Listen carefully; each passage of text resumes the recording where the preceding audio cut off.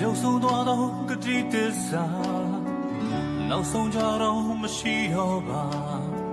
အလိမ်ညာတွေပဲခုတော့ချိန်ချင်တာရှောင်မြခဲ့တဲ့အချစ်တွေငါ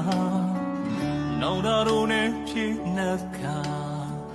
ဒီဝကြွေးများစွာခံယူသွားဘဝစတိုင်းမှာချင်ရဝေးမှနေမယ်မရတွေကခောက်တတ်တယ်ဘဝနဲ့ရှင်ပြီးခဲ့ရပြီပဲ